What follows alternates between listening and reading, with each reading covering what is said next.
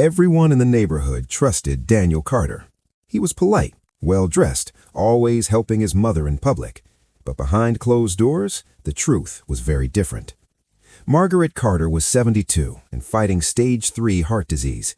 Every step hurt, every breath was work. Her doctors warned her stress could kill her faster than the illness. And stress was exactly what her own son brought into her life. Daniel had moved back into her house to help, that's what he told everyone. But Margaret noticed the changes quickly. Bills disappearing, her debit card misplaced, phone calls Daniel insisted on answering for her. Then came the papers. One afternoon, Daniel placed a folder on the kitchen table. "Just some insurance updates, Mom. Sign here." Margaret adjusted her glasses. The words swam on the page. Legal language, too fast, too confusing. "I want my lawyer to see this," she said quietly. Daniel's smile vanished. "You don't trust me?" he snapped. "After everything I've done?" That night, Margaret locked her bedroom door for the first time in her own home. Her German shepherd, Rex, lay outside the door, ears alert, body tense.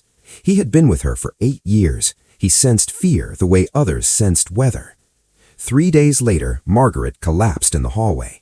As she lay gasping for air, Daniel stood over her and did nothing. Rex growled. The paramedics arrived too late for comfort, but just in time for survival. Margaret lived, barely. At the hospital, doctors said it clearly. Another hour and she wouldn't be here. Daniel told everyone the same story. "She fell. I panicked." But Rex told a different story. Hospital security reported something unusual. The German shepherd had refused to leave Margaret's side. Every time Daniel approached her bed, Rex stood up, teeth bared, low growl rumbling from his chest. Animals don't lie. A social worker noticed the tension. She asked Margaret gently when Daniel wasn't around. Margaret hesitated, then whispered, "He wants the house, the accounts, everything. He thinks I'm already gone." The real twist came a week later. Margaret's lawyer reviewed the insurance papers. They weren't insurance forms at all. They were property transfers, power of attorney, a complete legal takeover, signed while Margaret was heavily medicated weeks earlier. Daniel had planned it perfectly, except for one thing, Rex. A nurse mentioned something else. The night Margaret collapsed, Rex had activated the emergency alert button mounted near the floor, trained years earlier during a dog safety program Margaret attended. The alert was time-stamped. Daniel was home, and he never pressed it. That single detail changed everything. When confronted, Daniel didn't deny it. He exploded. "I waited my whole life for this," he shouted in the hospital hallway. "She was slow, sick. What did she even need all that money for?"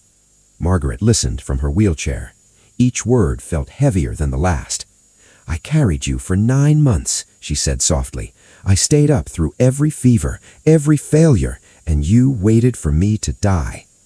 Daniel laughed until he saw the police officer standing behind him. Charges were filed: financial abuse, elder neglect, attempted exploitation. Daniel was led away in handcuffs, still yelling that the house was rightfully his. Margaret broke down, not from relief, but from grief. That night, Margaret reached for Rex's fur with shaking hands. "You saved me," she whispered. Rex rested his head on her knee. Recovery was slow, painful, lonely, but kindness showed up in quiet ways. Neighbors brought meals. A young nurse stayed after shifts just to talk.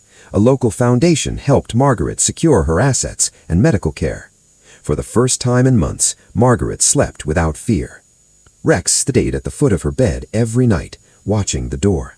Not because he was trained, but because he loved her. 2 years later, Margaret stood in the sunlight again. She walked with a cane now. Her heart was stronger, scarred, but alive. The house was different too, lighter, peaceful. Rex, older and slower, still followed her everywhere. Margaret made a decision. She donated a large portion of her estate to an organization that protects elderly people from abuse in Rex's name. At the small ceremony, she spoke simply. Justice doesn't always come from strength. Sometimes it comes from loyalty, from a presence that refuses to leave when things get dark. Rex received a medal. He didn't understand it. He just wagged his tail. Daniel was sentenced to prison. No appeals, no second chances. Margaret visited him once. She didn't go for forgiveness, she went for closure. I survived, she told him, and I chose kindness anyway. That night, back home, Margaret sat on the porch as Rex lay beside her. The world was quiet. Not every family bond is unbreakable, but some bonds, built on loyalty, protection, and love, are stronger than blood.